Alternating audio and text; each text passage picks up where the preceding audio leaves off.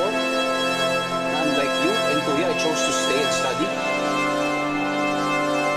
Is it my fault that I worked hard para sa kung anong meron ako? Is it my fault that I have the means to help you? Huh? Do you even know what I went through? What I had to give up just to help you? Hindi. Hindi, di ba? Dahil wala naman ni isa sa inyo na nagtanong sa akin kung okay ako. Ikaw, Kuya,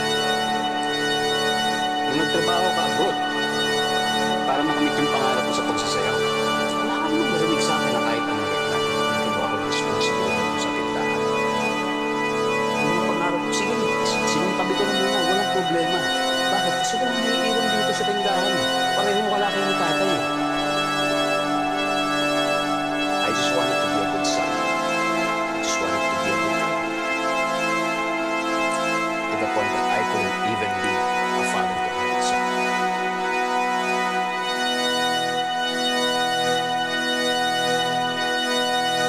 Pero nung bumalik ka, parang walang nangyari. Ikaw pa rin ang magaling. Pero okay lang yun. Dahil desisyon ko naman ang tulis sa tindahan ngayon eh. Alam mo ba? Dahil pinag-usapan ako ni tatay na kailangan mo ang tindahan. Mas kailangan mo ang tindahan dahil ikaw may asawa. Dahil ikaw may pamilya. Ako.